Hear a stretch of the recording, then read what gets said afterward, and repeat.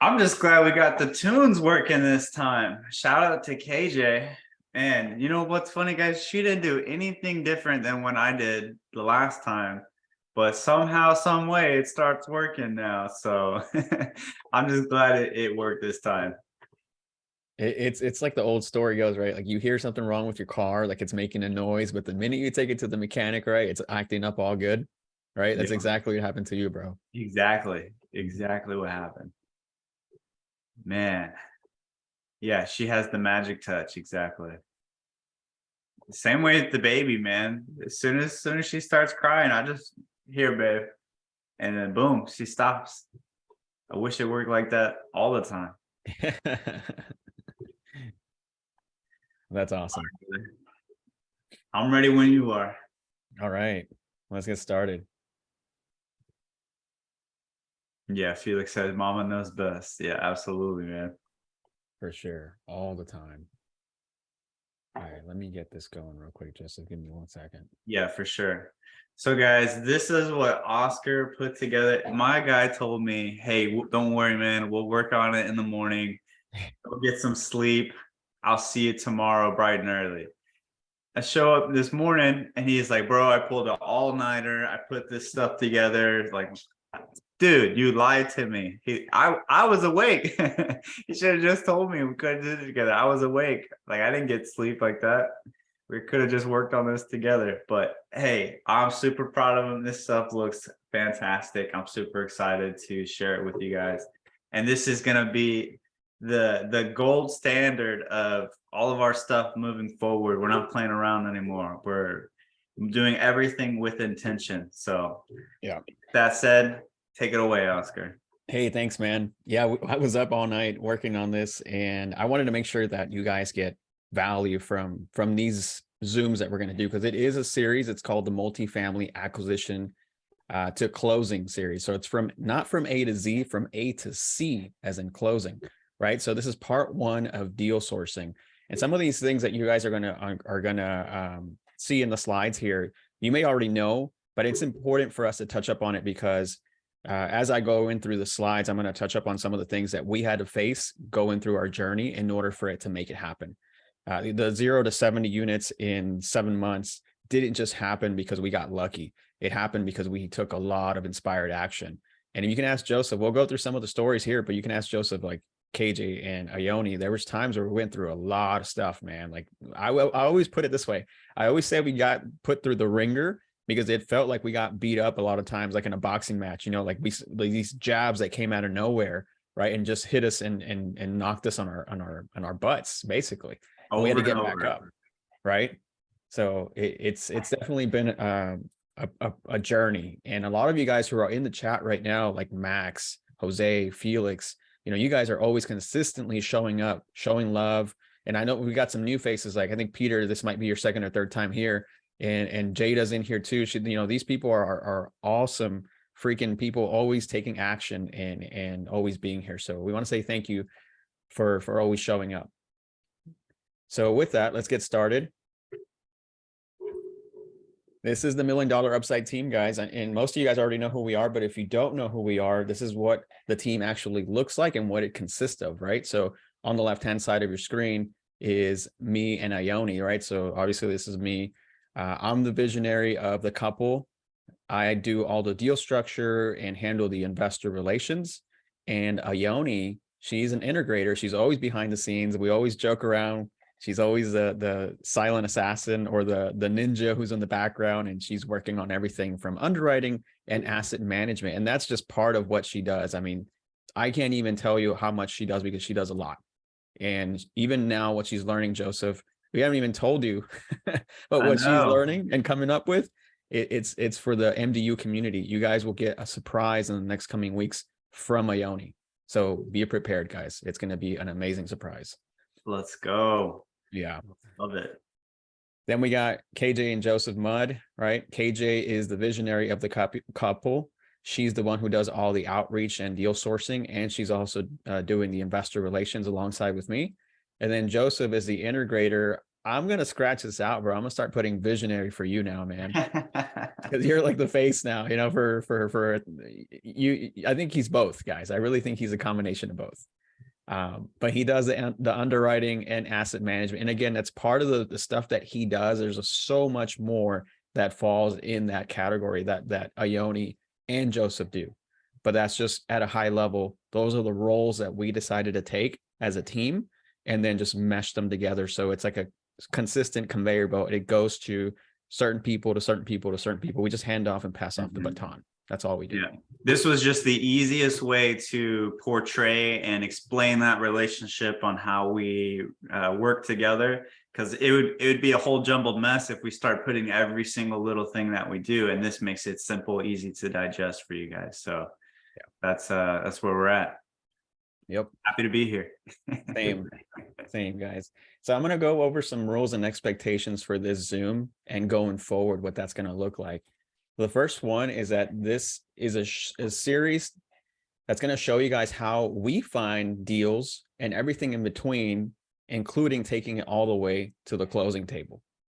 The series is also based on our business model and experiences. There's different ways that you guys can do deals, and every market is different. Just do your own due diligence, but we will show you our business model and how we do things. The other thing I'm going to ask you guys is to please hold off on your questions until the Q&A at the end. So if you guys have any questions, we can get those addressed to you. Just raise your hand and we'll get to you. And then the last but not least on the rules and expectations, guys, if you're not leveraging or using the chat to its potential, you should be talking to each other in the chat. You should be networking with each other in the chat. You should be doing deals with each other. The reason we built this community is not only to help you guys, but it's also so that you guys can do deals together in this chat, in the community, in the Facebook group, or whatever it is. So you guys can connect with one another. Because I promise you, there's some ninjas in here that are in the chat right now, 2 that I can see on my screen right now, that you would never guess how freaking amazing they are unless you reached out to them. And Yeah. I think you know who I'm talking about, Joseph. Yeah, I do. I want to shout out 2 people actually. One, I see Laura.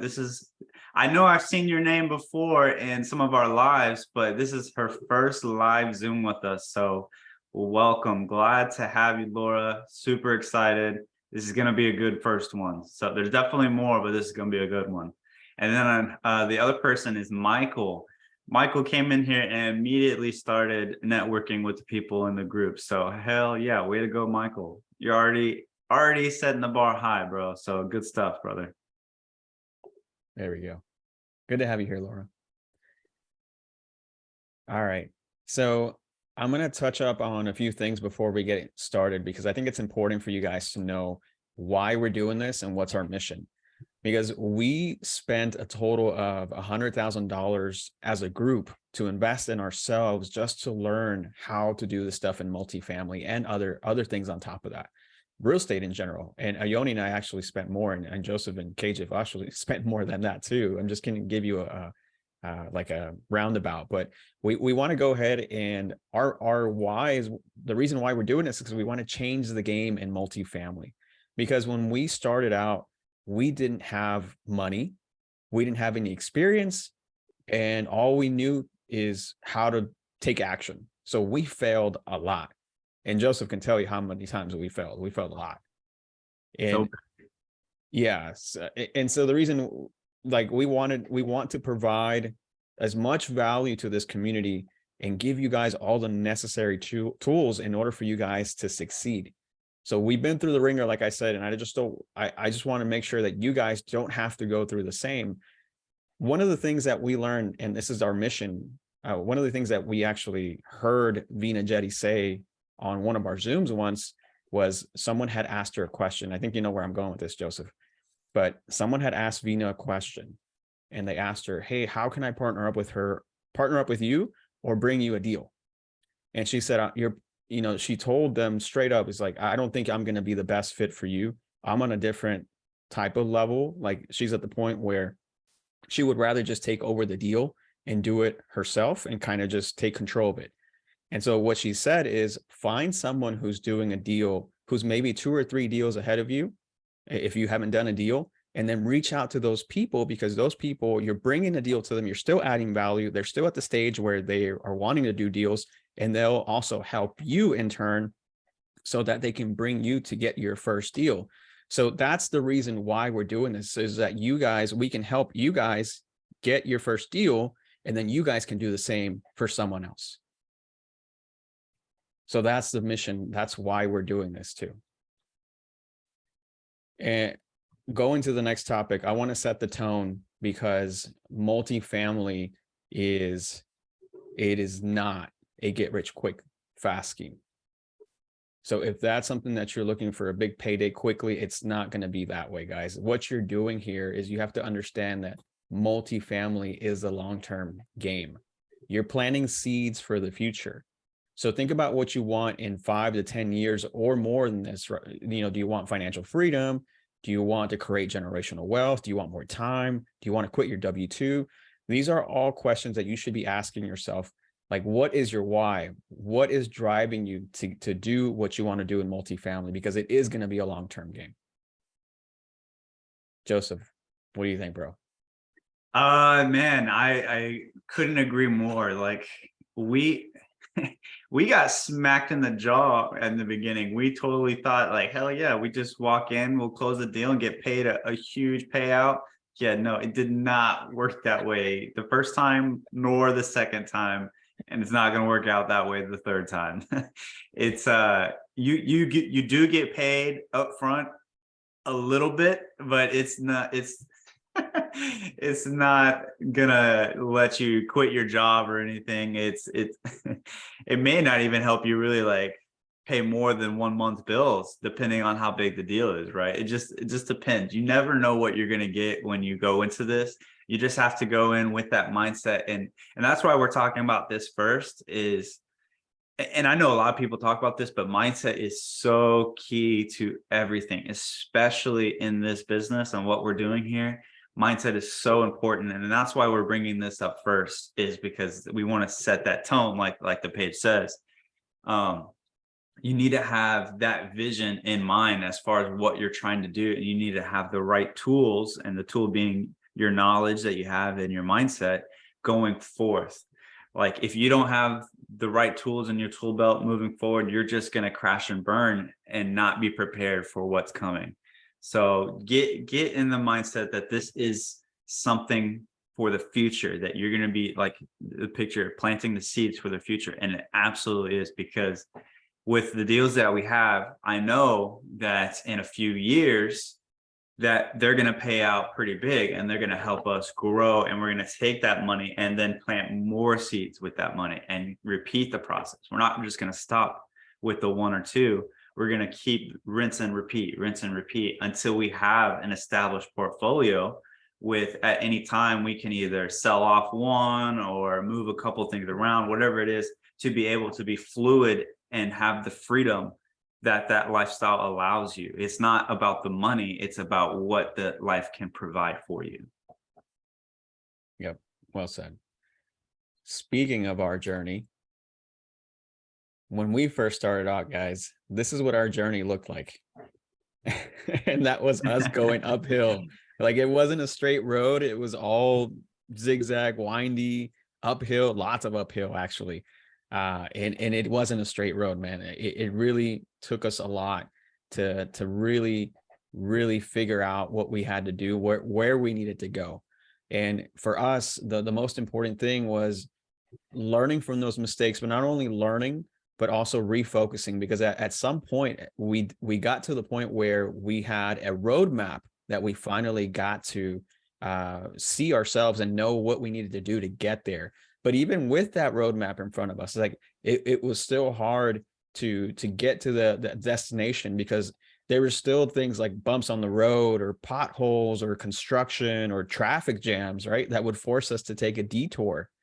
But eventually we'd always get back to our destination. So just keep in mind that it's extremely important that your road may not be as clear and straightforward. It's probably going to take a few turns, but as long as you know where you're going and you take those detours where you need, you should be able to get to your destination. And I'll show you a couple ways on how you can stay focused and things that'll keep you on track on the next slide. But that's what I wanted to show you guys, because that first picture that you see, the road where we faced, like that literally is the road that it felt like we did. And it felt like a lot longer Yeah. than that and more zigzag than that, because there was times Definitely. where, like a roller coaster, right? We had tons of highs, but we also had super lows.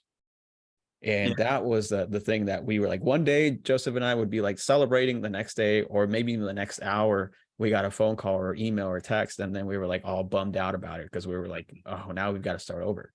Yep. And I want to point out that if you look at that picture on the left, it starts out really, really low down there, does a bunch of zigzag, gets up to the top here, and then it goes back down. It doesn't just keep going up the whole time. It goes up and down. So it's a very accurate depiction of our journey. I love that picture, honestly. It's a good one. Because that's exactly how it went. There was so many. I mean, I know if you've been watching for a while, you've heard us kind of talk about it a little bit, but we didn't know what we were doing in the beginning. We were going any direction that we could. We were just throwing stuff at the wall to see what would stick, and there was a lot of wasted time. But for us, it wasn't a waste because it taught us a lot of things. Exactly. And these are some of the things that I'm going to go over with here in a second on this next slide. Things that we think will help you guys stay focused and on track, because this is what helped us stay focused and make sure we didn't get shiny object syndrome still real, guys. We still get it every now and then, right? But Absolutely. these are things that definitely helped us. Like the first one we had to do, and this we did so many times, Joseph, is we had to define what our goals were. Like we just had to define them, because at the beginning, what Joseph had mentioned was exactly right. Like we were just shooting anywhere, kind of throwing stuff at the wall and seeing what stuck, right? And that was our downfall, was because we weren't focused. We didn't know what our goals were. So it's important to ask yourself questions like, what's my goal? How many units do I want? What market do I want to focus on? What type of class units or class properties do I want to focus on?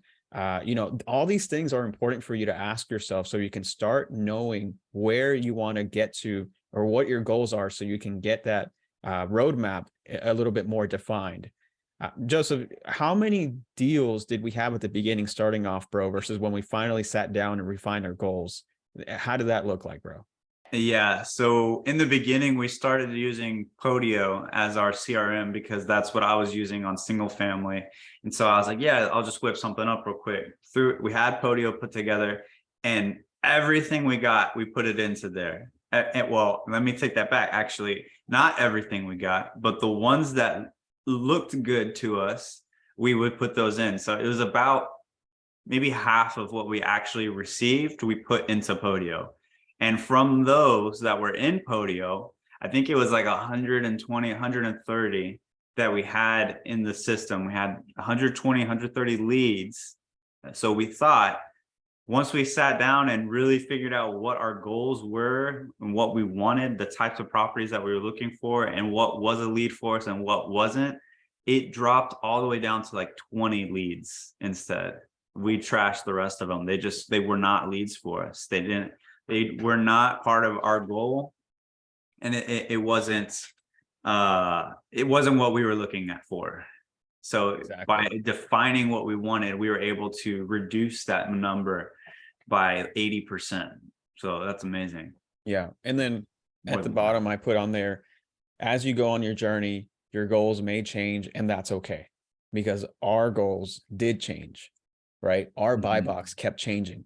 So if you find out that maybe, something you were doing may not be the best one, it's okay to pivot, as long as you're not completely getting out of the sphere. Like, oh, one day you want multifamily, but the next year in short-term rentals with Airbnbs, that's two different things, right? So like whatever you want to focus on, whether it's like assisted living, Section 8, some sort of government assistant program, or just your traditional buy and holds, just stick to that and focus on getting the best that you can at that specific area. It is okay if you change your goals every now and then. We had to change ours many times going through this journey. At least like 5. Yeah. At least. Next thing is get in the right rooms.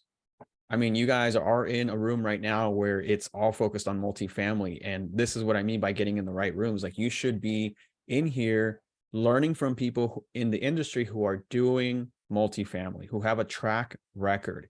Expand your network too. Like I mentioned this before, if you guys aren't networking in the chat with each other, you should, because you need to be expanding your network to get known by others as well. You need to be able to say, hey, oh yeah, I know this and that, let's connect and let's work something out, because your potential partner could be in this room right now in the chat. Don't like that. I think that's one of the things that Joseph, I always see that it's undervalued is the chat. I think it should be used. And the reason we built this community too is for you guys, so you guys can work with each other. So I would say leverage it and get in the right rooms. The next thing, this is what we still do. You have to invest in yourself.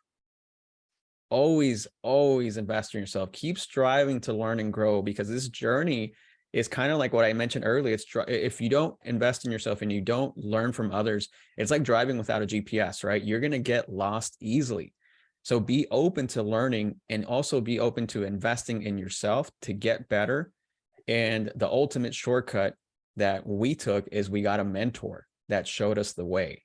And that's the shortcut on why we got to where we got as quick as we did, because we wanted that shortcut. We needed to invest in ourselves in order to do that though.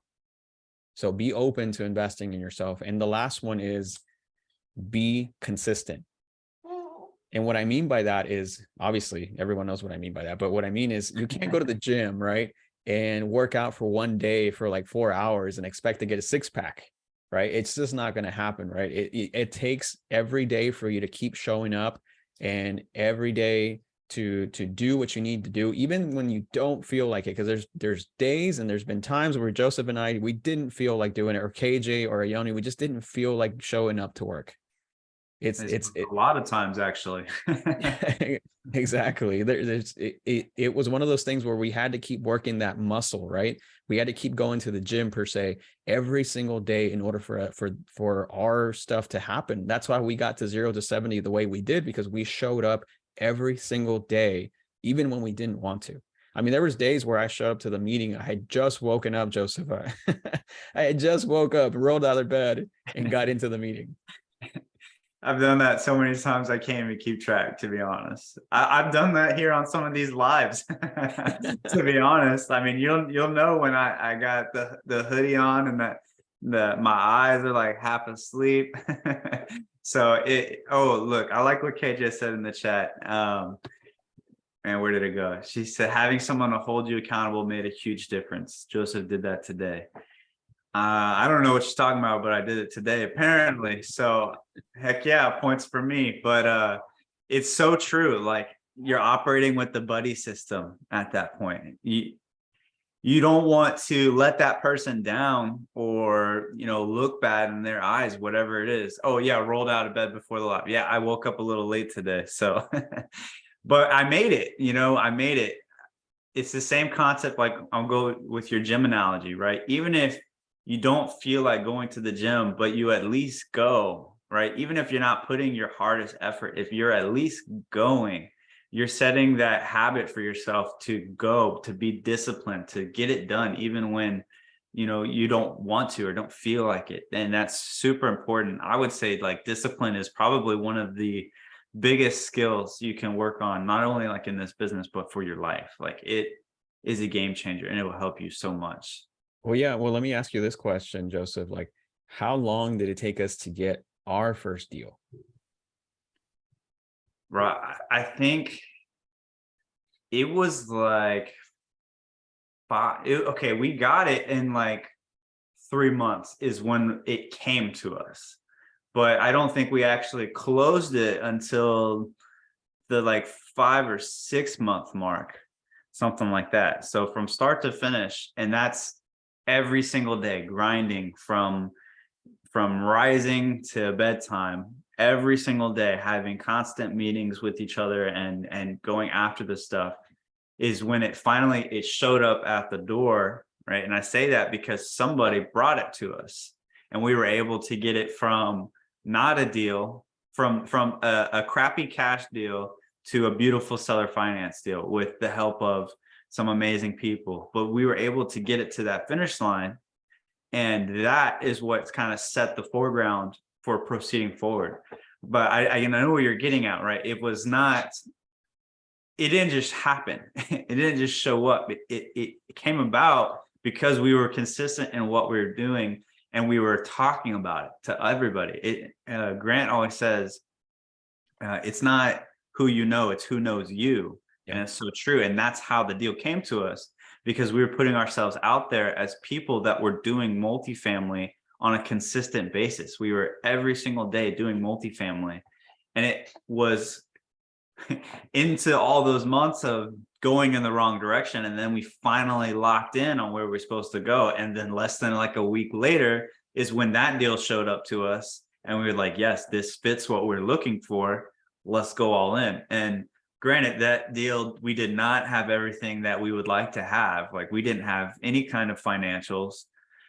We did a case study on it previously, and all we had was, this is how much I'm charging for rent, this is how many units, and this is how much I pay in water. That was it. That's all we had to go off of. Everything else we had to operate off of assumptions. And it was definitely a very exciting first deal. Absolutely. It was lots of ups and downs along the way. We learned a lot of lessons, not only about just the real estate, but as well as ourselves and with our team and how we want to operate and as people and teammates. There was so many things that we learned off of that first deal. And it's absolutely an exponential learning curve. The first one is always going to be your hardest one.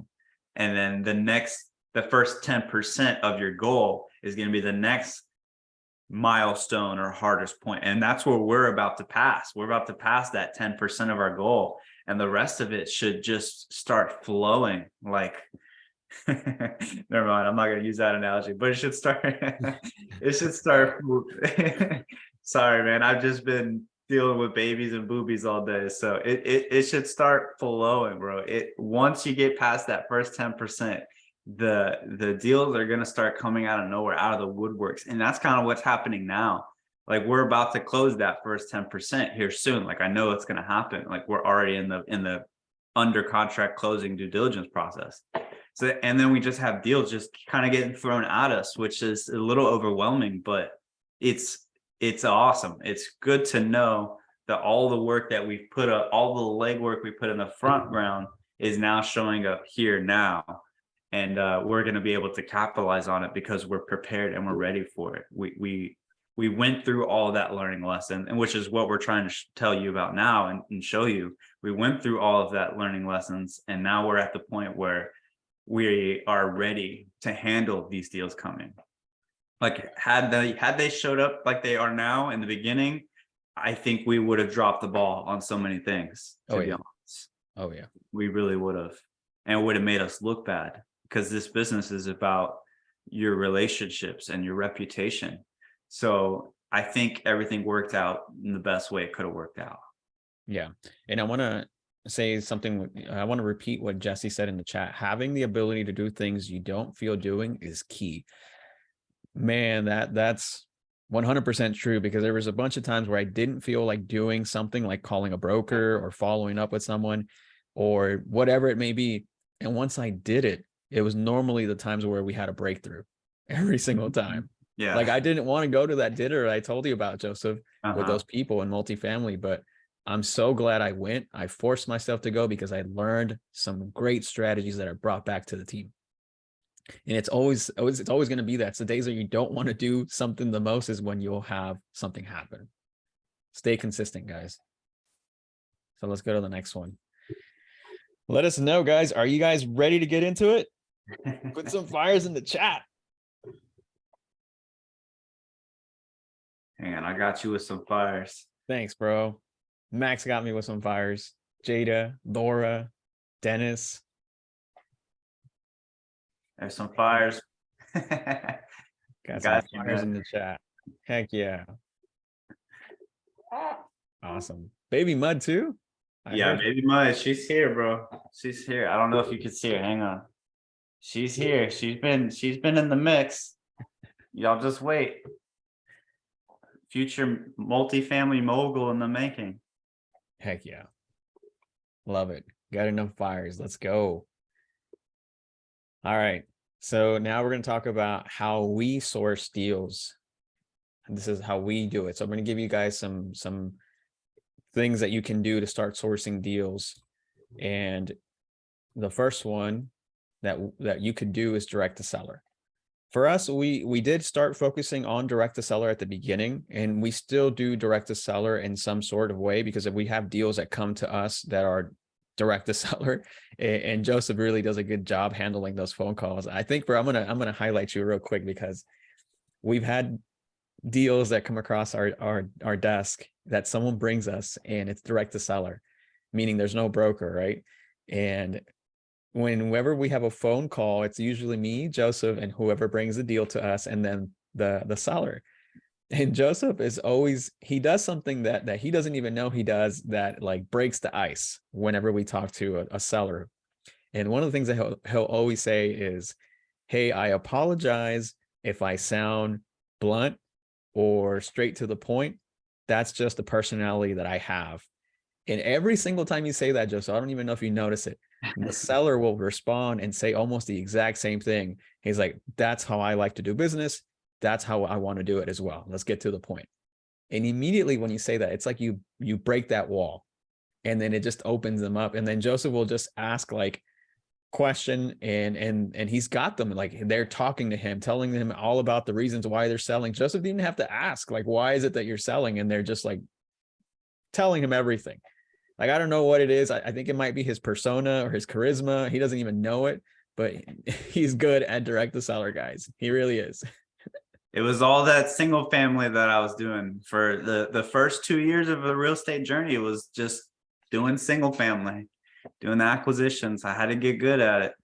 But I mean, I don't do anything different other than what I tell you guys here. I'm just I'm myself. I am very direct and just kind of blunt, straight to the point. For me, I don't want to waste my time sugarcoating anything. And me as a seller, I don't want to listen to a bunch of fluff or BS. So I just do what I would want, like exactly what Oscar just said. Like, let's just get straight to the point.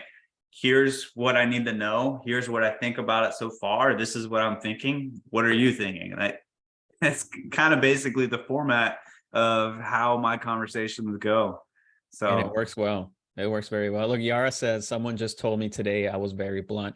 I think the thing that Joseph does is he lets them know up front that sorry if he is blunt. And then I think once that's what I've seen work for him, Yara, is once he tells them at the beginning that, hey, sorry if I come across blunt or honest or whatever, it just it makes it like, okay, like, hey, it's okay, it's whatever, right? But there's nothing wrong with that, Yara. Nothing wrong with that at all. yeah. Felix says I'm very blunt. He is, bro. Felix Yeah, is. he is. One thing I'll say is like, whatever your strategy, right? Do what works for you. That is going to be key. Like, just because something works for me doesn't mean it's going to always work for you. Highly recommend you try different things, and whatever fits your personality type the best, that's what you should do. You should just be honest with who you are and just let them know. And Felix says, and I don't apologize for it.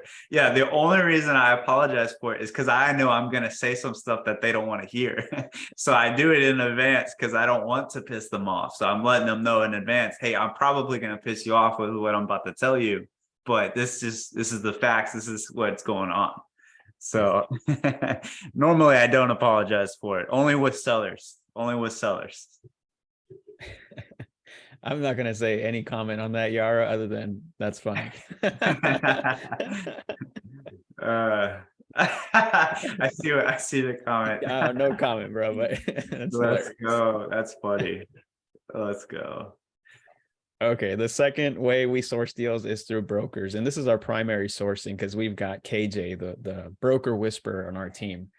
Brokers is another way you can source deals, and I think you guys already know that, but I wanted to put that out there as well. And the other thing that how we've sourced deals before, and we still source deals, is by potential partners. And this is what I mean by you guys should be networking with each other. And I see it happening in the chat. So you guys are doing it, but you should be networking with each other or putting yourself out there and getting known by others, because that's how we were brought I think both of the deals, Both right, of Joseph? them. Yeah, Both of them. Yeah. both of our deals, because we were putting ourselves out there and we got them through potential partners. And I'll break these down a little bit more so you guys have more details on what I'm talking about here. So we'll go to the next slide and we'll focus on direct to seller on this one. It's not that elaborate, but it's points that will help you guys get to it, because we don't really focus on direct to seller per se, but we do have the experience doing it in the single family realm. And we started off doing this in multifamily when we first started off. So some of the things that we did in order to get a hold of direct or the sellers is pull list. We pull lists from platforms like PropStream, Privy, Title Pro 247, and CoStar. If you guys have access to CoStar, or if you know a broker who has access to CoStar, you're sitting on a gold mine there, because you've got data that most people don't have. It's very similar to the MLS, but it's Mhm. all for commercial. So if you guys have or know someone who has CoStar, you can leverage that list. It's all about multifamily, right? You Yeah. can also do PropStream and Privy for some of the smaller stuff, and that works too. But I would say if you have CoStar, that's one of the ultimate things that you and your team can have in order for you guys. Not, it doesn't just pull lists for sellers; it pulls lists for anything in the like data wise, and it's so good that you guys. I can't recommend it enough. I love CoStar. That's what I'm gonna say on that. Yeah. And then it doesn't only help with direct to seller, it helps you do some comping on different like rentals. It also helps with your market analysis. It is a huge, huge advantage in this space. So if you can find access to that, or you are a broker, go get access to it. It will help you a lot. For sure. And this goes back to the list, right? You can set the criteria that you're looking for. So you can narrow the list of properties that you're wanting to pull. For example, if you wanted to do like 5 to 10 units and you wanted to pull list in a certain market and just target those units, you can get very specific, right? Or you can do anything from like 20 to 40 or whatever your parameters may be. You can set that in your list. So when you pull it, you have a very focused and detailed list that you can go off of. That's one of the things that you can do on direct to seller when you're pulling a list. And then the other thing is, you have, once you get that list, you text or call them, right? Because you've got to get a hold of these people. There's no brokers. You're going directly to the seller, right?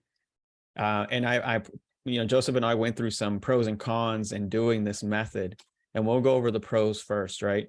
The pros is just what I said. There's no broker. You've got no middleman. So that's a plus. And again, you can target the properties that you're looking for, get very specific on what you're looking for for the multifamily on direct to seller. And you also get more control over the conversation and negotiations. So those are some of the pros that we came up with for direct to seller. And we also have the cons on doing direct to seller. Some of the cons is the cold approach, right? You've got to cold call these people. That's that for me. I don't enjoy cold calling, Joseph. Nope, me too. I But do that's not one of the do things it. that you would have to do, is you would have to cold call them or text them or whatever. You have, hire a VA. These are types of things that you would have to do.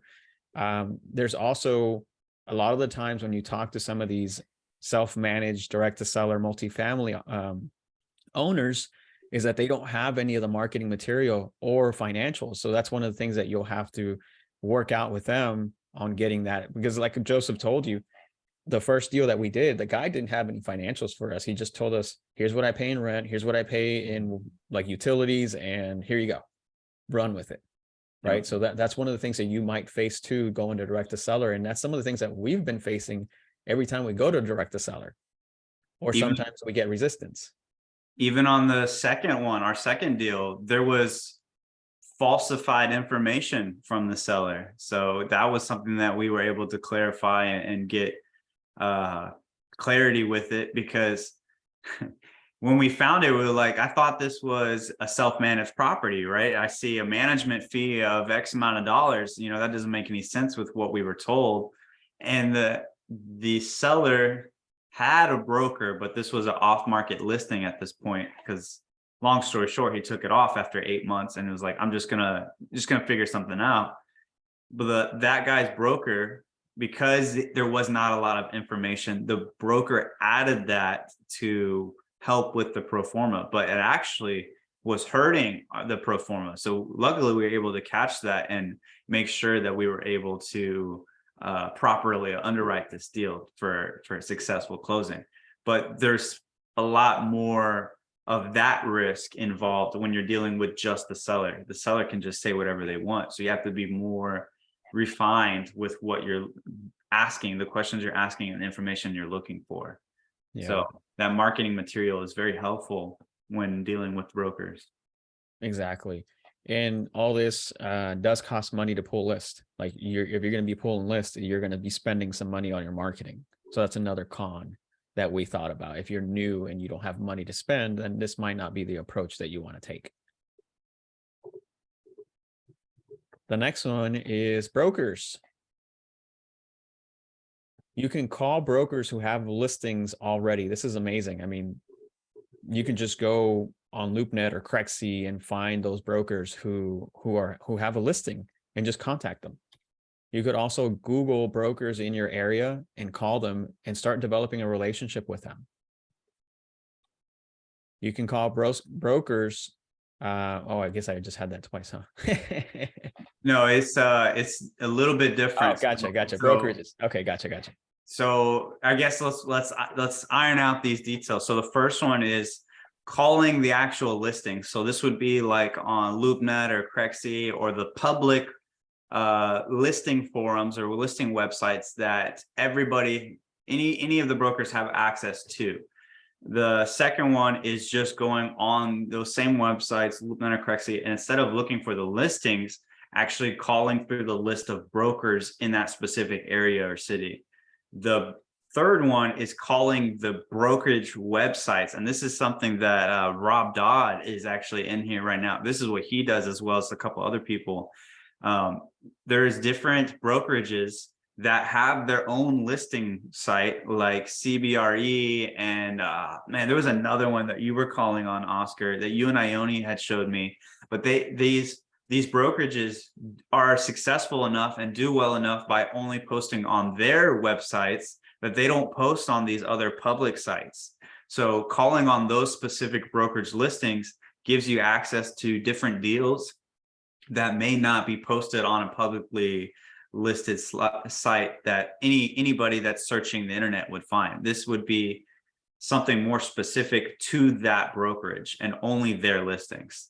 So those are three different ways that you can call either brokers or call on their listings that they have. Yep. And then we got pros and cons for this. So we'll go over the pros first. One of the pros is that the deal is already there. Like, it's not like direct to seller where you have to go get the deal. It's already there. The other thing is it can be a more consistent deal source for you in the future when you develop relationships with these brokers. The brokers can keep bringing you more and more deals. And the last thing is the marketing material and financials. They're a lot easier to obtain with a broker who's got the marketing material ready. I can't tell you how many times Joseph and I have done deals with direct to seller where there was no financials. And then we do deals with brokers. Sometimes there's no financials, but at least they have something in place because they know that that's the first thing that a potential buyer is going to ask for. You know what's funny? I just thought of it now that we say it, but I'm working on this deal that I've been talking to this guy since before KJ went into delivery. So it's been like 3 weeks now. And I'm still waiting to get all of the financial information for these properties. It's been that long. Yep. It's been that long. And I asked in the very beginning, hey, this is what we need. I need X, Y, and Z. And I only got like X and like half of Y. I didn't get the other half of Y or Z. You know what I mean? So that is a very regular occurrence when you're dealing direct to seller. Yep. And let's go over some of the cons with dealing with brokers.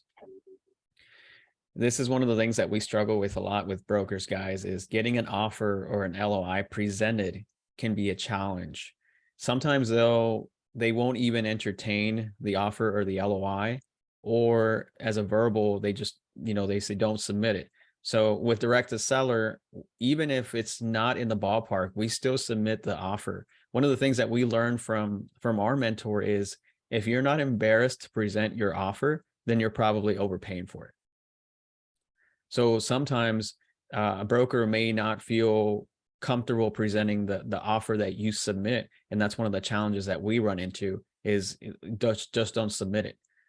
The other things that we run into, and we actually just did this not too long ago, is the negotiations can be difficult because you're going through a broker. You're not going to the direct source, to the seller. So you have to portray to a middle person, and hopefully they portray or articulate it the same way you did to the seller, right? So those are the things, the negotiations can be difficult. And also at the beginning, if you're new and you're talking to brokers and you're establishing relationships, that credibility piece can be tough. So at the beginning, a lot of the times you'll have brokers trying to vet you, and it's understandable because they get a lot of calls and people waste their time, a lot of tire kickers. You have to be able to establish credibility in the beginning too. And also, you know, to touch up on this, because I know when KJ first started talking to brokers, she had to listen to me first for an entire day on me talking to brokers before she felt comfortable enough to pick up the phone and dial the next day. And even when she dialed the next day, she was still nervous as heck, right? Understandable, because I was nervous too when I first started dialing to brokers.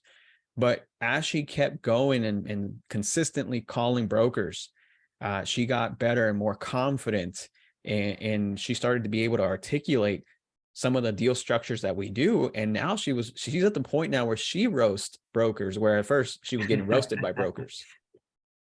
It's pretty awesome to see, I'm not gonna lie. Yeah, the growth that we've seen in just her, like, amazing, because now she can pick up the phone and talk to any broker without her having to feel like she's, you know, not credible or new.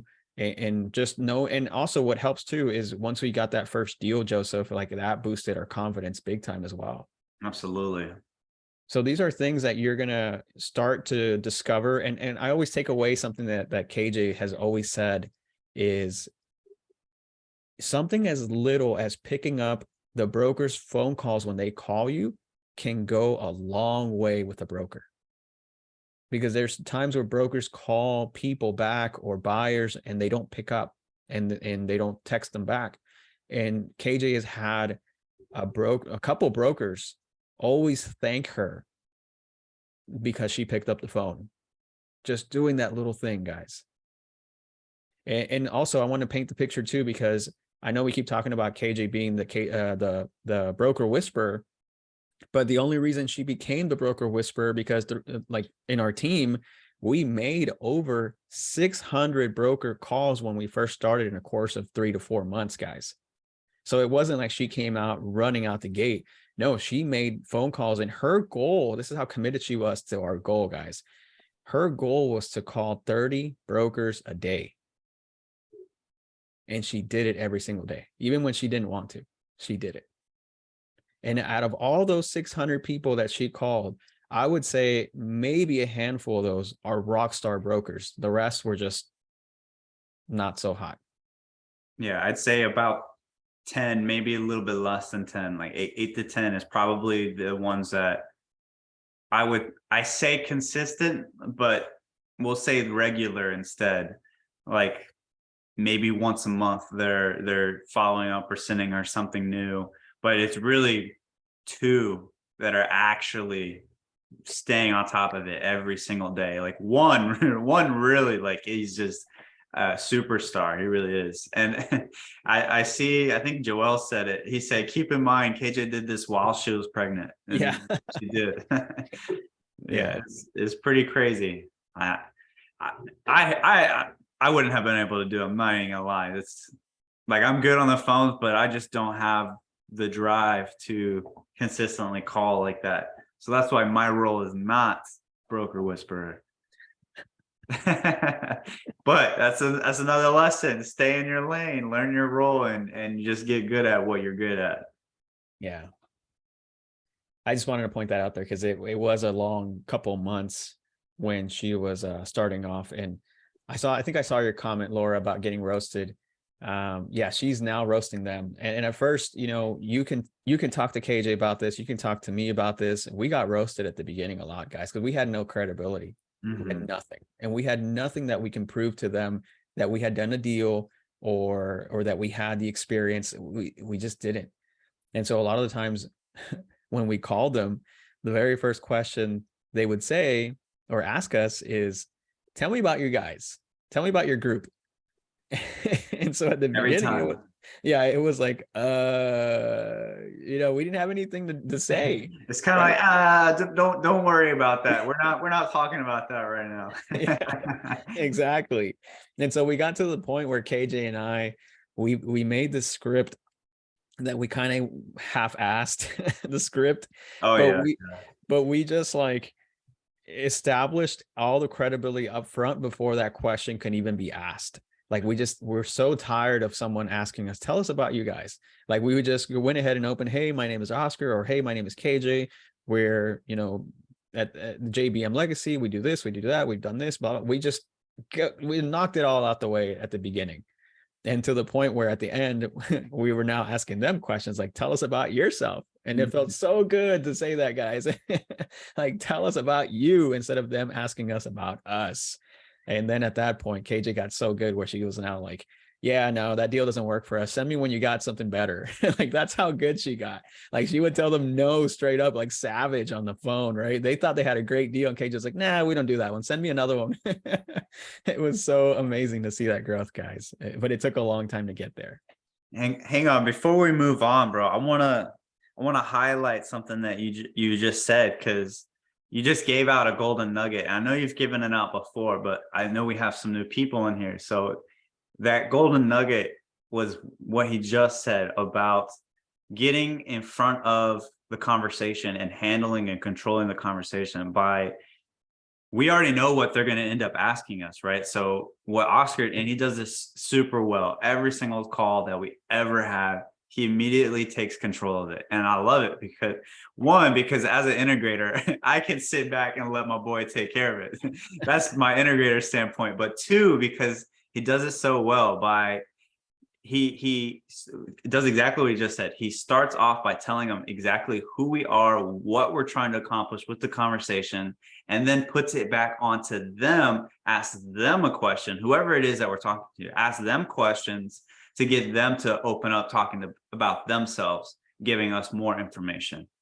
So that's something that Oscar does really, really well, is he immediately just takes control of the conversation. And the golden nugget is what you just said, that we immediately just start out by telling them exactly what we know they're going to ask, give them all of that information, and then ask them questions. So that it sounds so simple. It sounds so simple, but that I have seen that work over and over and over and over again. So if you can grasp that concept and truly use it every single time you have a phone call with anybody, it will change the game for you. Something that simple. Yeah. Okay. And the last one we have here on the way we source deals is potential partners. And I'll elaborate a little bit more. Build relationships and network with each other can get you potential partners. And that's why I keep saying, like, you guys do network in the chat, network in the Facebook group, because this is what got us our deals. We got them through potential partners. Work with someone who has a deal and provide value. That's key.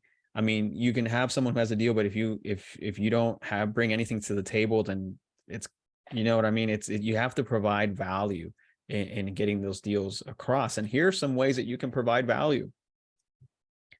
The first one is, if you have construction background, we would have loved you at the beginning when we first started.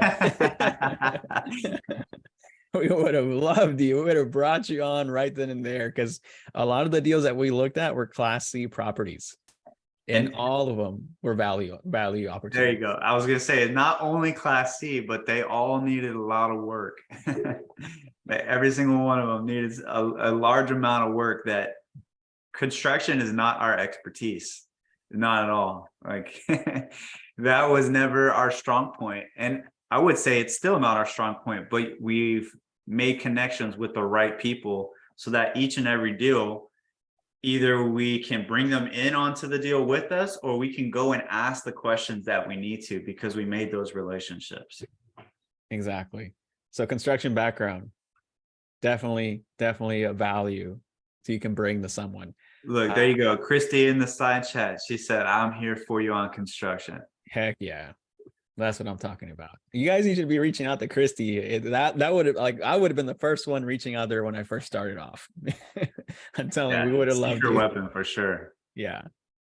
The second way is underwriting.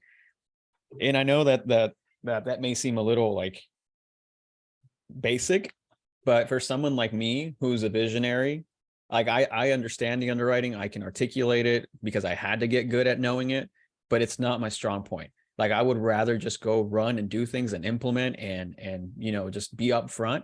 I don't want to be on the spreadsheet all day, guys. I don't. That's not my strong suit. So if you find someone who's a visionary who can go out and outreach or whatever, and you provide value by doing the underwriting for them, that way they can focus on what they're good at, that would be amazing. That's what Joseph does. He's in Ioni. They do it so good that I don't have to worry about it. KJ doesn't have to worry about it. We just go do what we're good at, and they're doing the underwriting. So that's another way you can provide value. By the way, if you're like me and you're not that good with numbers, let me know in the chat, because that's like that's my weakness right there. I don't like dealing with numbers. I understand them, but I don't really like it. I just want to run. Yeah, Joel, I got you, bro. I got you. But yeah, Laura, definitely room to get better at understanding the numbers. But here's the great part though, is you said that you got to get better. And like, yes, you should get better, but if your skill set is one of these other things here, you can absolutely bring somebody else into your fold, into your team, to do that for you instead. That way you don't have to necessarily get better.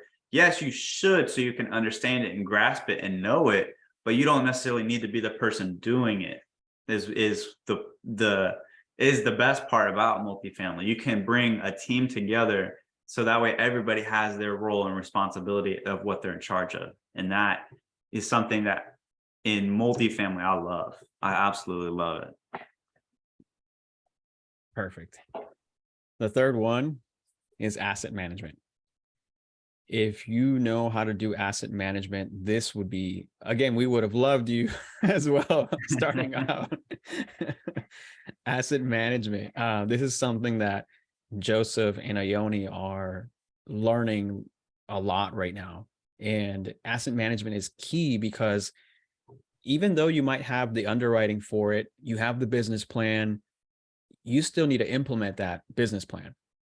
And staying on top of the asset management is so vital in that business plan. So then when you get ready to either refinance or sell, whatever your exit strategy may be, you have to be on track to get that number or surpass it, right? Like you cannot let this part, I'm just saying it's very key. And if you have experience or you can offer something like this, man, you're ahead of the game. A lot of people would want someone who's good at asset management, especially starting off. The next one is a key principle. And I know this might sound a little, I don't know. I guess, Joseph, maybe explain what a key principle, in case someone doesn't know what a key principle is.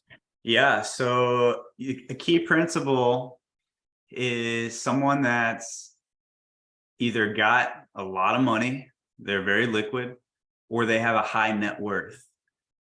This person also potentially has previous experience in multifamily on any one of these other skill sets here. They've done deals before. This person is someone that would sign on the loan for you in the event that you can't. So they essentially they can get into a deal just by signing on the loan for somebody. For example, in our deal, we're doing a loan assumption where we don't have the net worth high enough to be approved for the loan, because to get a loan in this industry, you have to have a net worth equal to or greater than the loan amount that you're borrowing. So we had to bring in a key principal that does have the net worth and the prior experience to be able to get approved for that loan. That is their only role as the general partner in this deal. Just for signing on the roll, they're going to get some equity for being able to do that. because we couldn't do the deal without them. Like, none of us have the net worth there. We definitely will. We absolutely will in the near future. We're going to get there by rinse and repeating this process. But for now, we had to get somebody to come into the deal to do it with us. And it's probably going to be that way for the first few deals, right? You want to do as many deals as you can with as many different people early on, so that way you can establish yourself as a credible resource. And then you can turn around and go and do these things for other people too. You can go be key principals in other people's deal. Like, let's say you're getting your foot in the door for, a $5 million deal. You get 10% of that, you're already at 500,000. You get 10 of those, now you're at 5 million net worth. You can go get a sign, you can go sign on people's loans that are 5 million or lower, right? And then you just keep stacking and keep stacking and keep stacking. That's why it's the long-term wealth play. You're not going to do this quickly. It's all about stacking all of these individual properties and results. So I think I explained what key principal is.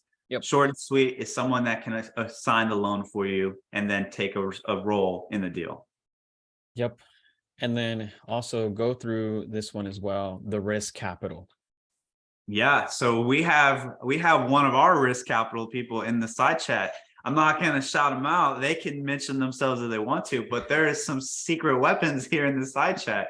A risk capital person is someone that would bring the capital to the deal that you need for all of the upfront costs. That is a risk capital person, and they get a good percentage because, yeah, they may not be providing as much capital as the key principal is signing for, but they're bringing their own money up front. Like, there's potential that they may lose some of that money if the deal falls through or anything like that. So that's why you have to make sure that the deals that you are getting, you are absolutely sure about, and you do all of your due diligence as best as possible. So that way you can make, sure that you close on the deal each and every time. And don't worry, brother, we're not going to fail you. It won't happen. But that's what a risk capital is. They are bringing the upfront costs for your EMD, for your attorney fees, for your SEC attorney fees. They are okay, yeah. It's not CapEx. It's only the upfront costs needed to close. The CapEx will come from your LPs. You're going to raise that money from your LPs and their experience. Yeah, absolutely. It's all of the upfront costs, the closing costs, the EMD. Let's say maybe you have to pay for all the reports, the inspection reports, mold reports, whatever report you need to get done. That's upfront capital that you have to pay in advance. Attorney. Which you can also roll that money into the LP side of your total raise, so they can also be part of the LP. It's a beautiful position to be in, and I absolutely want to get there ASAP, because it's an easy way to insert yourself into people's deals that you trust. Mm-hmm. And then touch up on this one too, bro. Yeah, this is the holy grail right here. Hang on real quick. I like how Felix said the keyword is trust. That is the keyword for all of this. And that's why it's like, get known. And not only get known and have people trust you with what you're doing. So glad you said that, Felix. Good point. So an LP, that is what all of us should be aspiring to be here. That is like the holy grail, the easiest role that you can put yourself into and still be part of the deal. LP is only responsible for bringing capital. These are the people that you're raising money from. These are the people that are putting money into your deals, so that way you can close on them. That is an LP. It's short for limited partner. They are secure in the deal. They're going to be getting returns, however it is structured, whether it's monthly, quarterly, semi-annual, annual, whatever, however you structure it. That is the ultimate position that you can be in, because you can be an LP and a GP as well. But the LP is completely passive. You're putting money aside and watching it grow. As long as the people you're working with are credible, resourceful people that you trust. Back to that point. You don't want to invest with people you don't trust. So just be aware, for those of you looking at that role, that's something that you want to keep in mind too. Make sure that the people you're investing with have a track record, or you trust them to get the job done that they're telling you they're going to do. Yep. And keep in mind, guys, that all these methods are ways for you to not only get involved in the deal, but learn the process. Like even an LP, depending on who you are working with, right? Who you trust, the track record, you vet them, they all check out. You can become an LP and ask them, hey, can I learn the process in the entire deal and learn from that experience? So that's what I'm saying. These are different ways that you can get into a deal, but not only just do a deal, but learn throughout the whole process as well. I like that comment Felix just said. He said, even with your trust, you still have to do your due diligence. Absolutely. Absolutely. On everything. It's trust but verify everything. Always, always, always, always do your due diligence. I don't care if this is your freaking grandma or whatever. Like, you need to do your due diligence. Make sure the people that are saying they can perform can actually perform. Exactly. And guys, we're going to do Q&A here in a second, but I'm going to show you some of our other resources before we get to that part.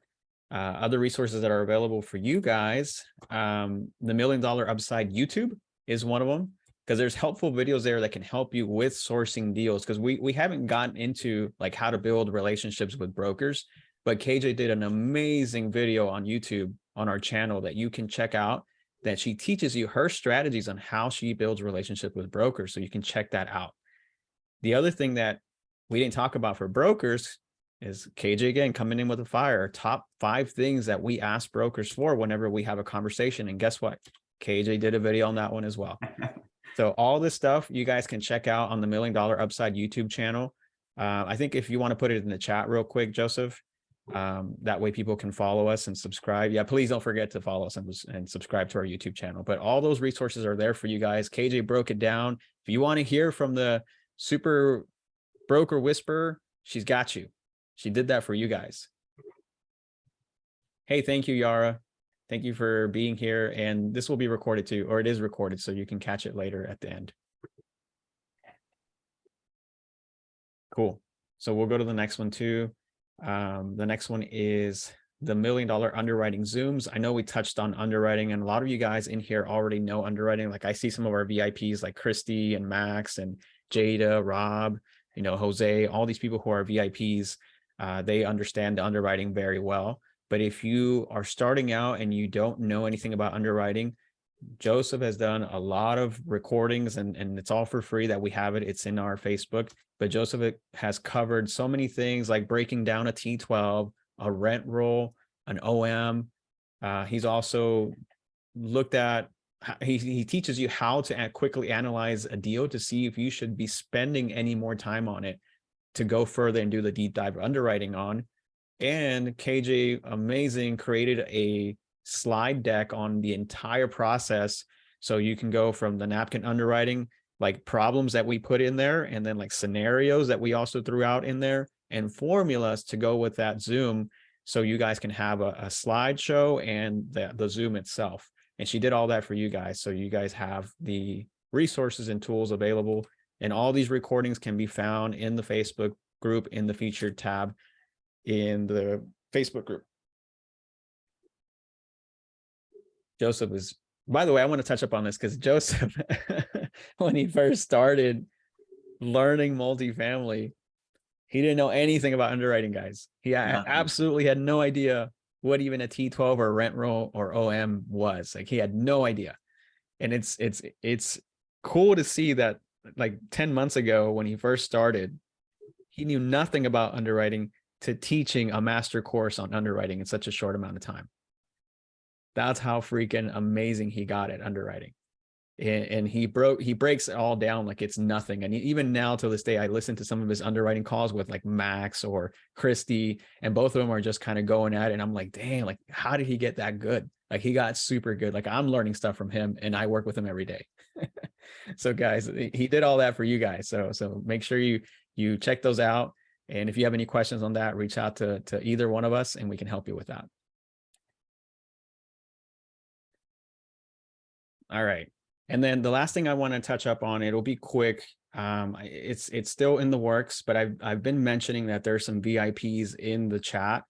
And we have what we call the $1 million VIPs. Christy's one of them, Max is one of them, Jose's one of them, Jada, Robert, Steven, and a few other people that might be in the chat. They're the $1 million VIPs.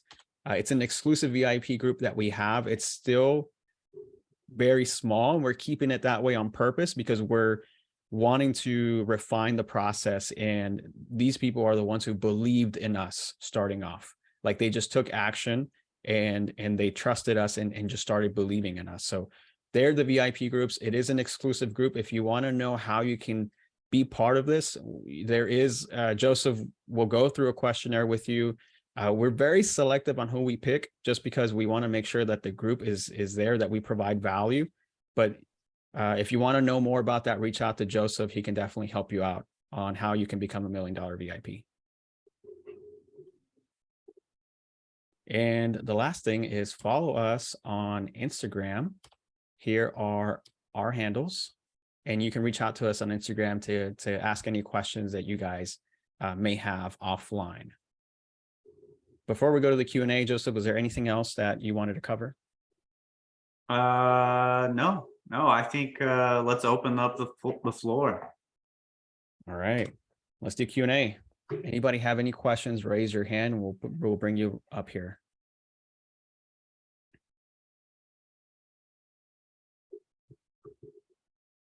Man, we must have done a really good job then, Joseph. I know, that's what I was about to say. Oh, Felix says he's ready to talk. I got you, bro. Let me get you up here. All right, what's happening, family? What's up, brother? My dude. I love these calls. Absolutely love them. Appreciate So I it. just want to, thank God for you guys. If you guys, for all of you who are just on here starting today, if you didn't pick up on what he said at the beginning, 100K spent on their education alone between all of them, you double that, and that's what I've done in the last year.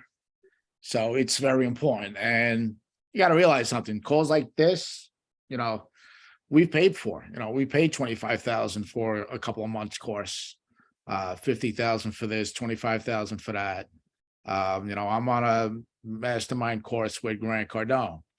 That just, ran me $50,000 to be on that, because I'm on a phone call with 300 investors who have shitload of money and are ready to put it into a deal. And that's the importance of all these calls, so, watch out for those. And, every time you're on here, take notes.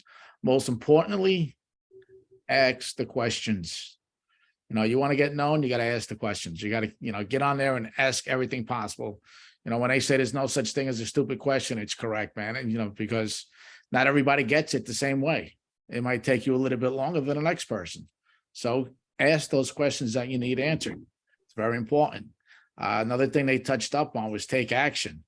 If you're going to keep sitting there in the background and just, wait and wait and wait, what are you waiting for? Nothing's going to happen unless you start doing something. So make sure you take that action. Another thing they touched up on was, being on the same page. If you're going to connect with people, you got to make sure you're on the same page, because if you're not, nothing's going to happen. There's a few people on this call that, I'm constantly on a call with.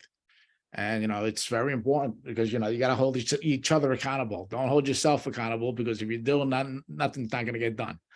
So, hold each other accountable. That's the most important thing. If you see somebody not doing something that they're supposed to be doing, call them out on it. Hey, why aren't you doing this?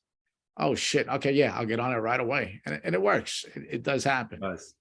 Most importantly, though, with all of this going on, work on yourself. That is the most important thing. Work on yourself, not just for a week, not just for a month, not just for a year, constantly. Always evolve.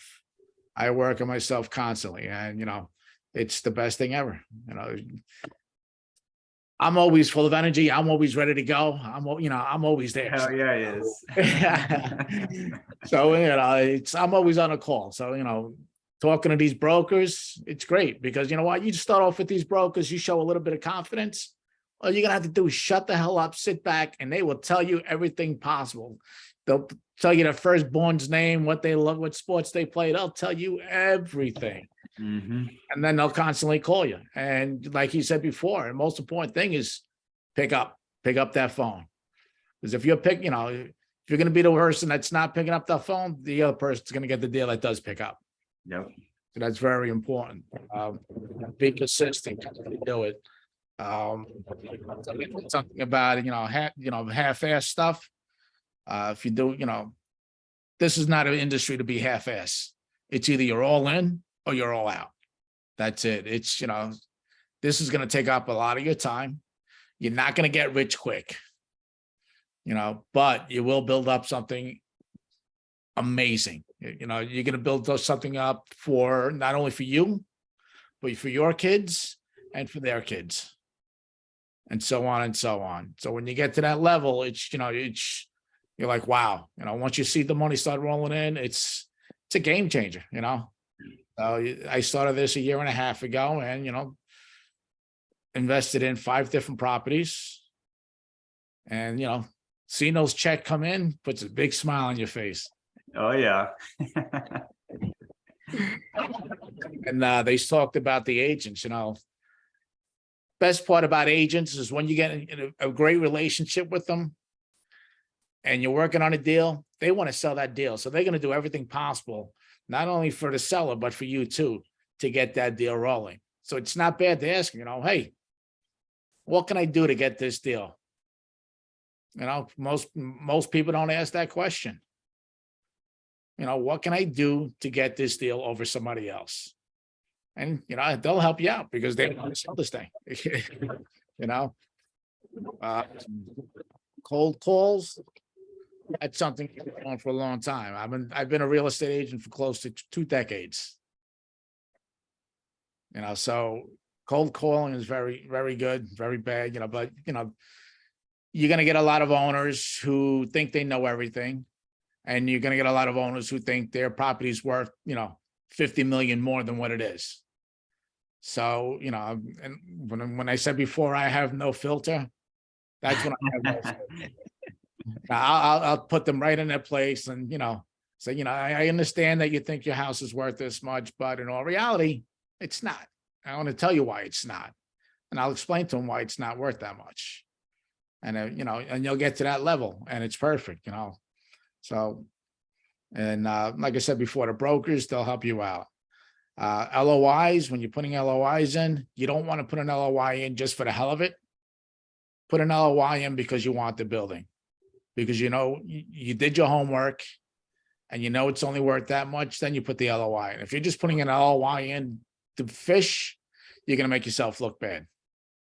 So, and then they went over, the asset management key principles and all of that, that you will learn on later on. But, it's when you get into those deals and you're trusting your people, you still have to do your due diligence. You still have to do your homework, whether it's the first deal, second deal, or third deal. It's up to you and not them. It's up to you to do your homework because you got to make sure the deal works for you. Not every deal works for everybody the same way. So you got to make sure it works for you. So, and that's about it. Man, bro, your genius was showing. I know. We should have let you teach the class, man. I know. It's I like what you said though. It's like your responsibility to do the due diligence.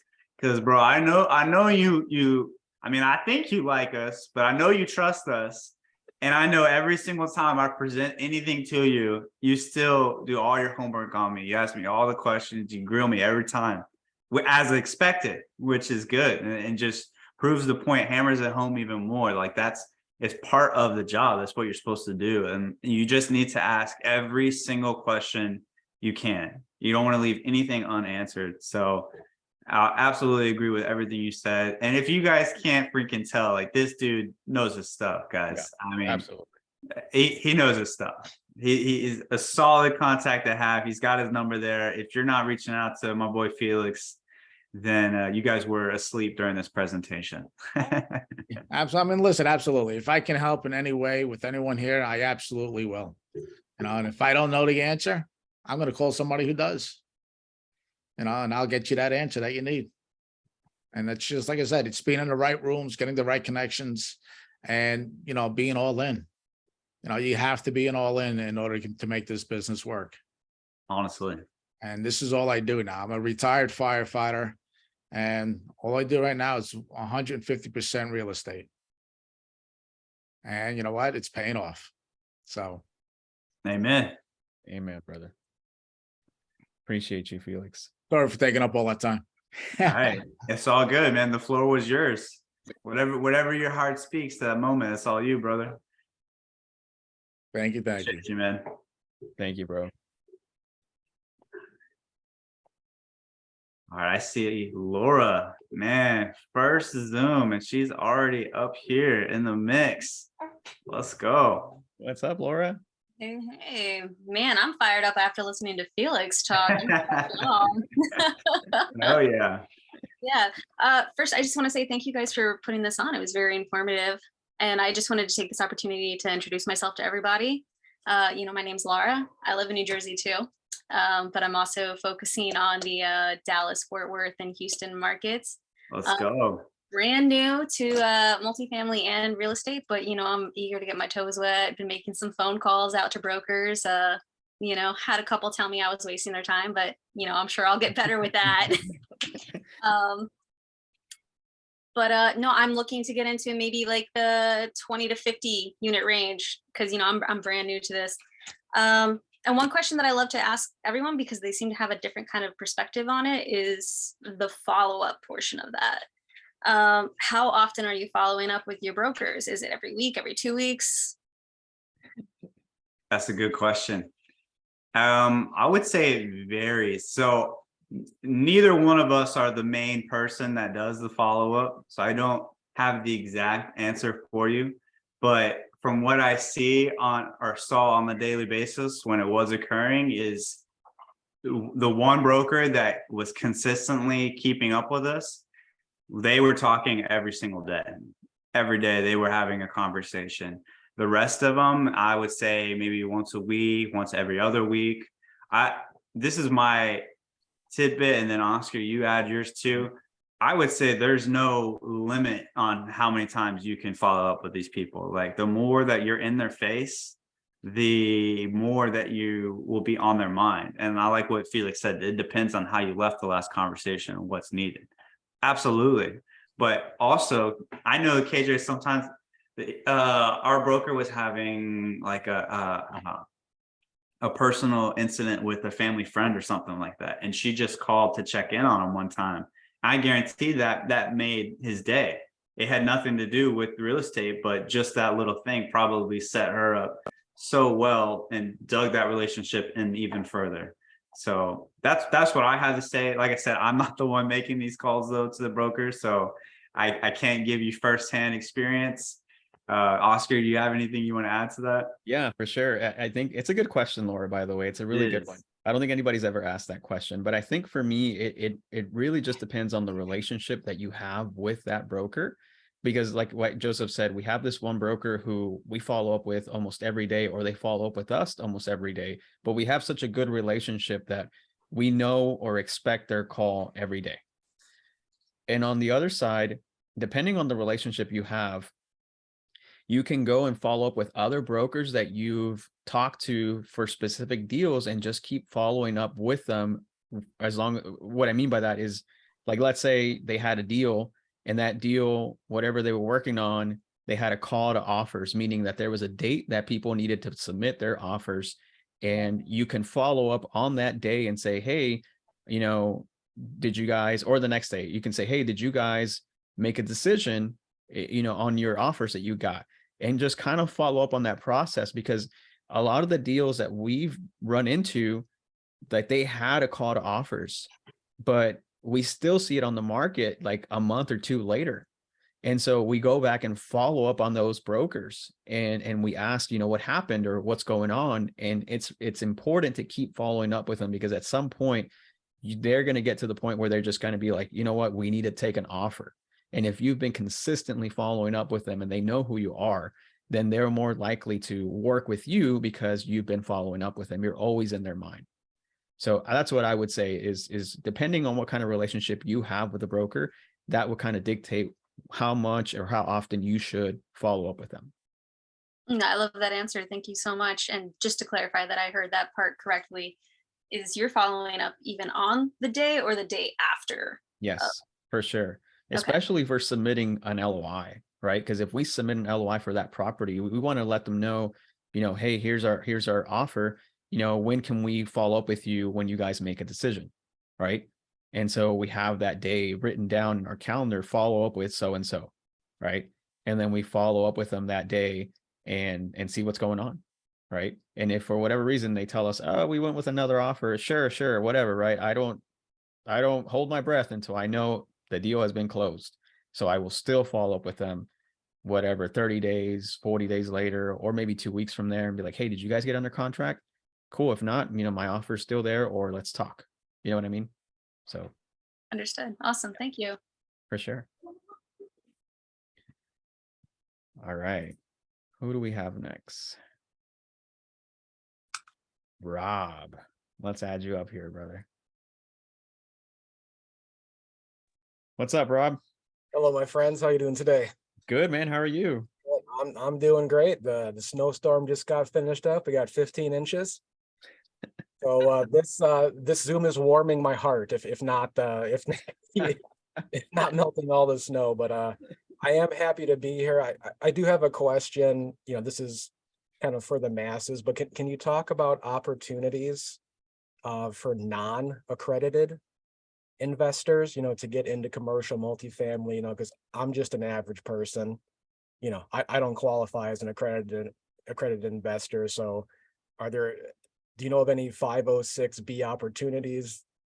Yeah, for sure. And Rob, you're not just another person, bro. You're an amazing rock star, bro. You're just like, I'm just an average person. Like, brother, you're not average, man. You're here today. You're trying to grow. You're amazing. You're embarrassing me. Stop. And that's a good question. Obviously, you know, if you guys know what he's talking about a syndication process, right? Being a part of a deal as a limited partner. And he's talking about non-accredited versus accredited investors. You know, we're not attorneys, we're not CPAs or financial advisors, guys. I'm not going to sit here and give you legal advice, but it's basically the filings that you have to do when you structure a deal in multifamily to raise capital. And being a non-accredited investor means that you're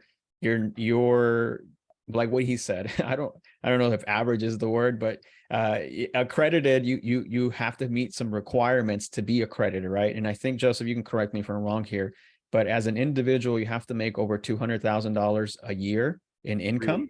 300, or is that with a couple? Couple is 2. Oh, couple is 2. Okay, gotcha. Oh wait, no, vice versa. Sorry, so you're right. Okay, you were right. Okay, gotcha. As an individual, 200. As a couple, 200 or 300,000. And you also have to have, I think, a net worth of something. I don't remember how much, but there's a bunch of requirements that you have to meet in order for you to be an accredited investor. So some deals will only take accredited investors, right? And if you're not accredited, then you cannot invest in that deal. And what Rob is saying is, how can someone like me who's non-accredited get into a deal as an LP? Is there opportunities like that for me? And the answer is yes, there is, Robert. It just depends on who's doing the deal and what filing they're doing, right? For example, I think we're looking at a deal right now, Robert, where we're thinking about doing a 506B, as in 506B being the ones that allow non-accredited investors. 506C is only accredited investors. And sometimes there's a hybrid of both. So depending on what opportunity you're looking at and they're raising capital for that opportunity, you need to know what filings they're doing, because if they're doing a B, then anyone and everyone is welcome as long as they meet the criteria and the minimums. And depending on if you trust them, if you like them, whatever, do your own due diligence. Or Sometimes they do 506c only, and they only allow accredited investors, that which rules out someone like Rob or someone like whatever who's just a regular person, right? So do I know opportunities like that right now? I don't, Rob, but I have seen them, and they do come more often than you think. You just need to be able to find those people who are doing those deals. And if you are going to invest, do your due diligence, just like Felix said. Ask those questions. And I saw your comment. You asked about, can I get those questions, Felix? You might want to ask him on the side note and see what kind of questions he's got, and maybe he can provide those to you. But it's always good to vet them. And yes, you can get into those opportunities as a 506b non-accredited investor. Did that answer your question? Yeah, I just would like to add again, I am not an attorney, I'm just a lake biologist. But please, for entertainment purposes, correct me if I'm wrong. Yep. You have to be a sophisticated So technically, so you need to know about commercial multifamily, right? And be working with people. So everybody here is on a good start for that, but I think I think I've heard from somebody else that's a stipulation.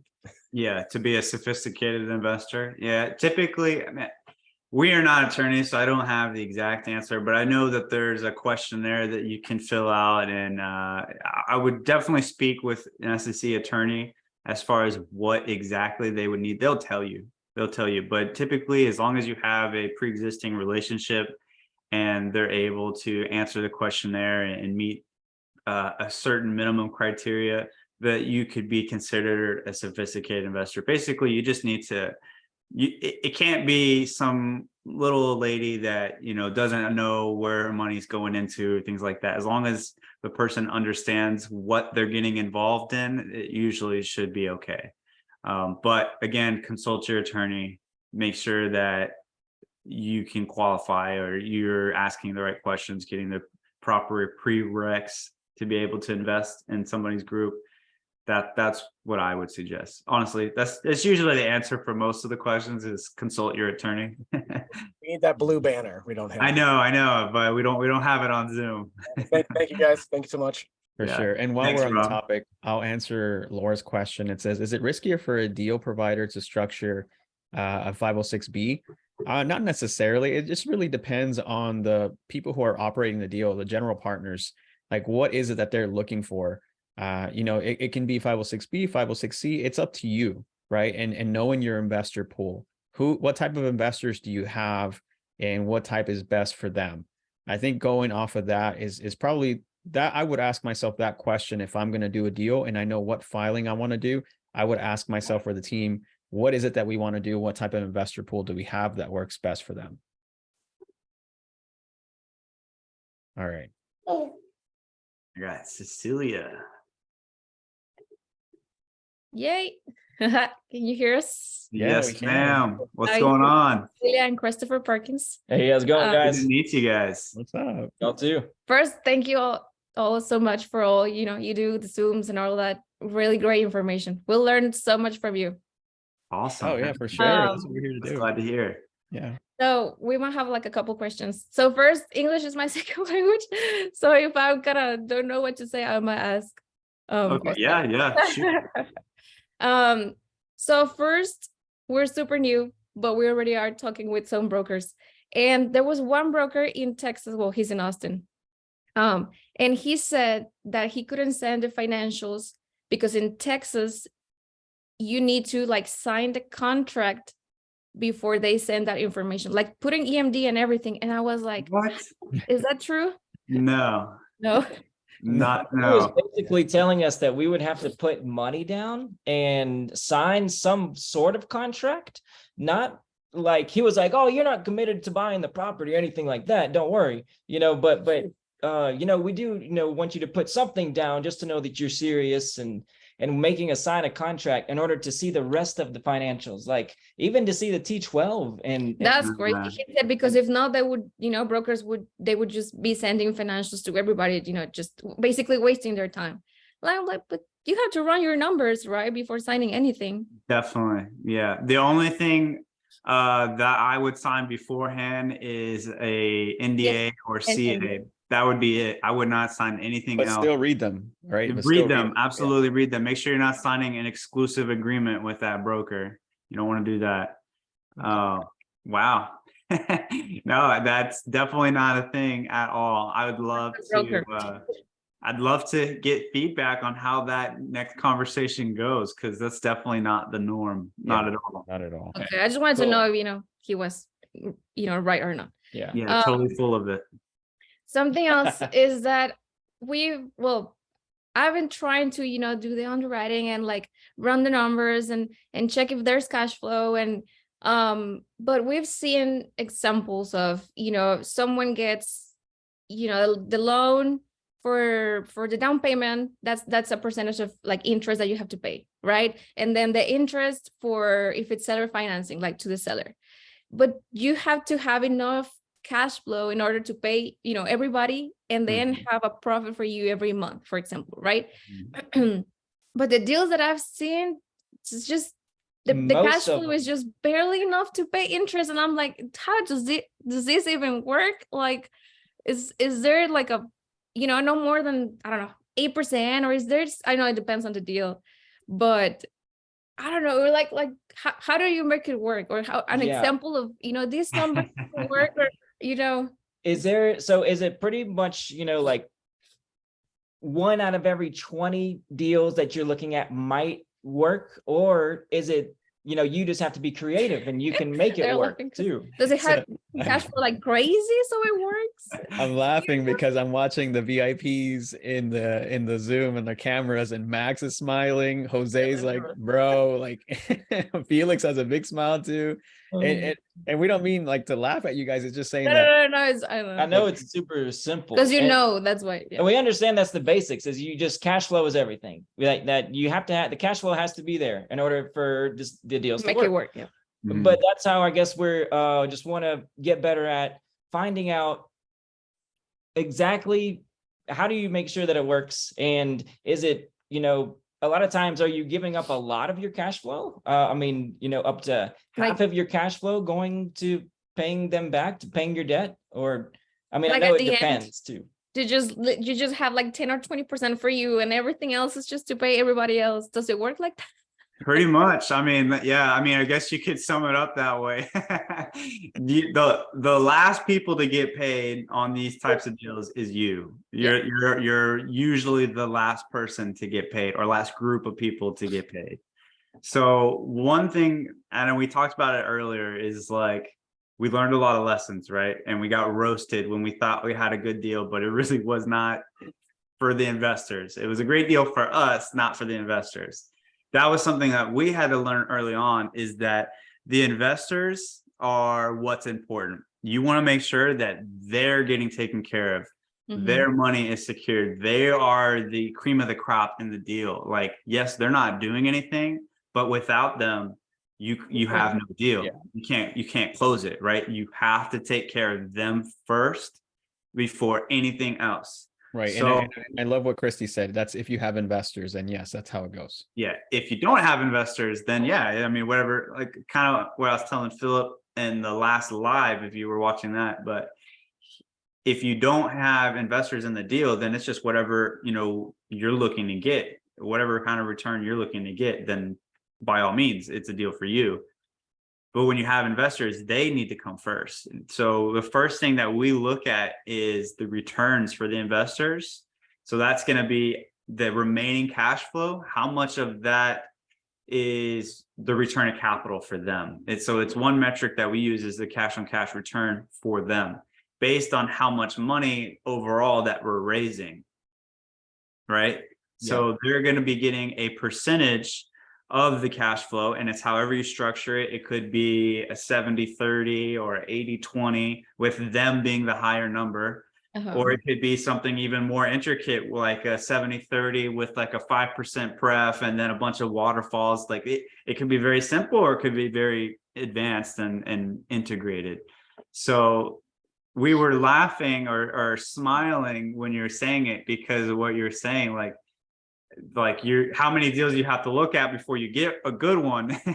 And that's why we're smiling, because there's so many like just not good deals out there based on what some of the sellers are asking for these properties, because they're still stuck in the previous market of what we just came out of, where the prices were amazing, right? That's not the case anymore, especially with the interest rates completely destroying new debt deals. It just doesn't make sense for a lot of deals now. And the cash offer, instead of being where it used to be, now it's like, 50% of the actual selling or the asking price that they're asking for. So that's why we're smiling, is just because that there's so many different crappy deals out there.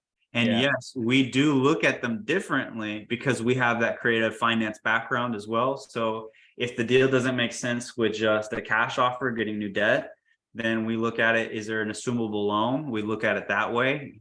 What price can we buy it at with this structure? And then we also look at, is there an opportunity where we can maybe add a seller finance component to this structure, or just seller finance the whole deal? So that's definitely something that we look at on all of our deals, is that seller finance component, because it's going to be the saving grace for a lot of people this year and probably next year as well. It's going to help a lot of buyers and sellers be able to actually come to a win-win situation.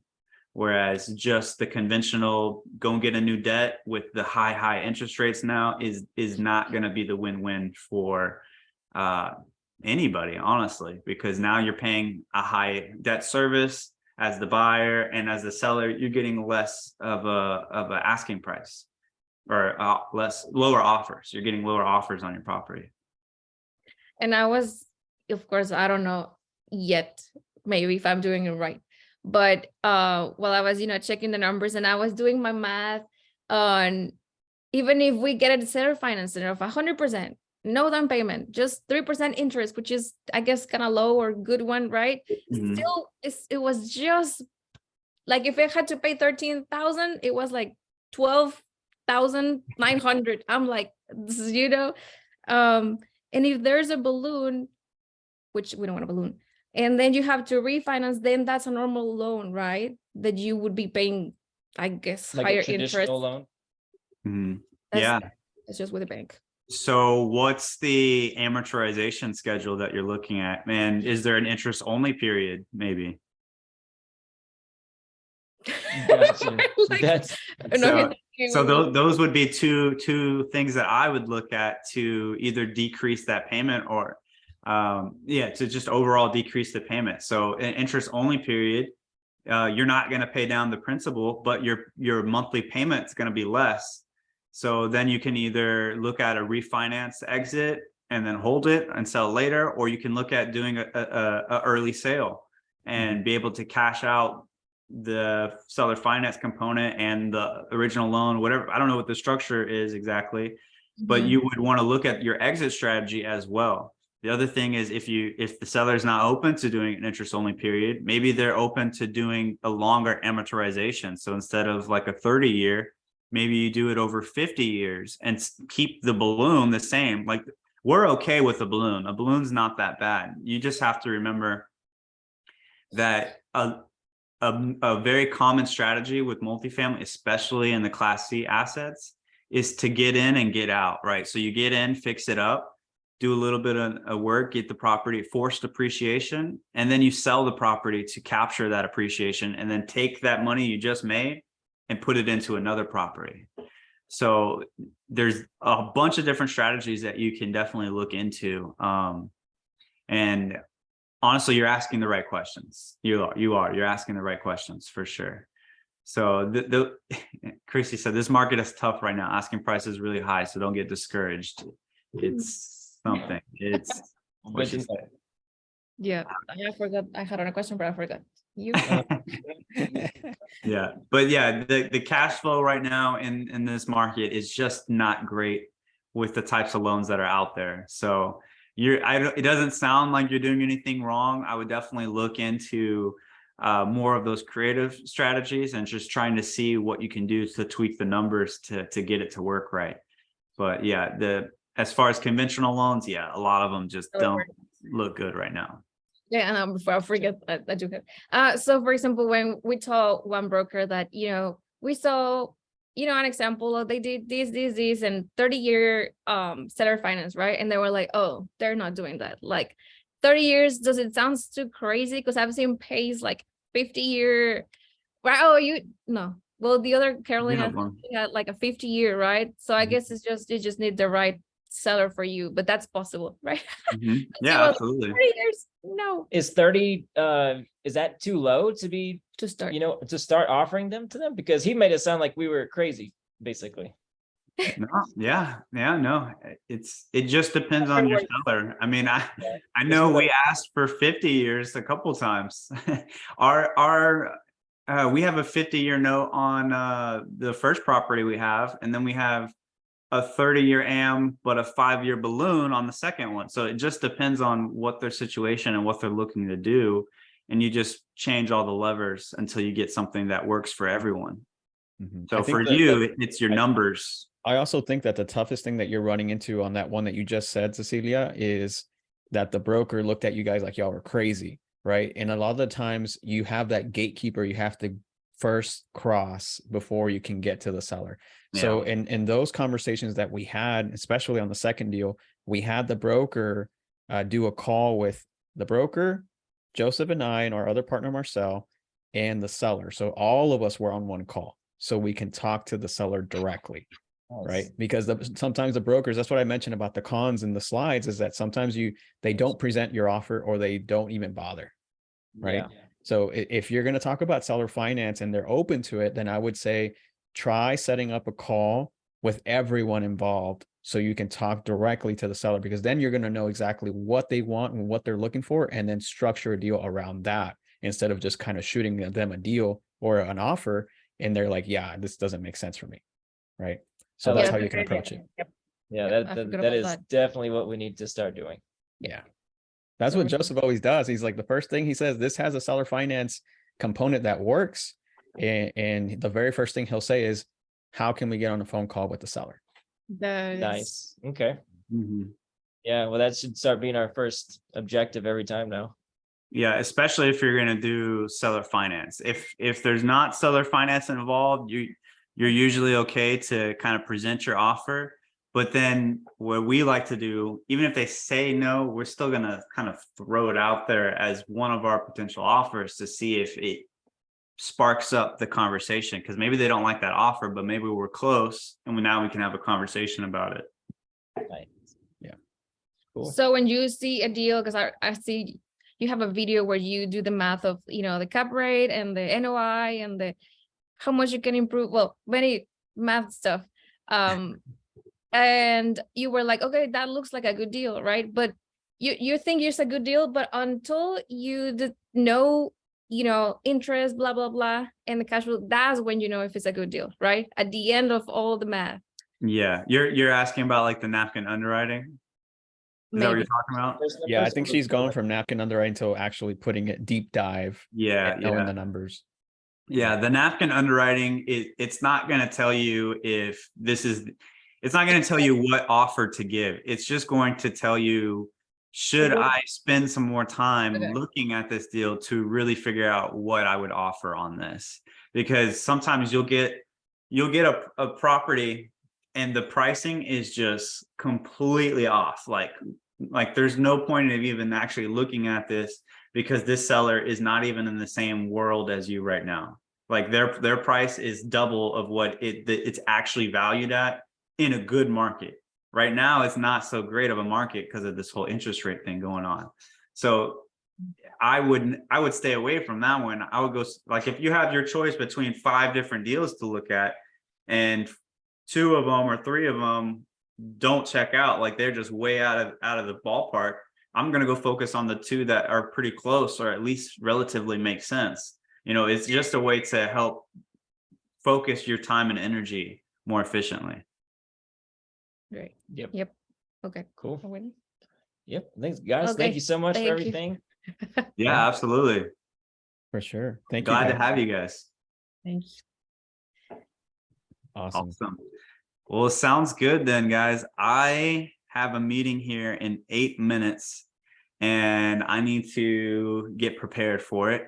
So unless you guys have anything else, any last minute things you want to say, now is the time. Forever hold your peace.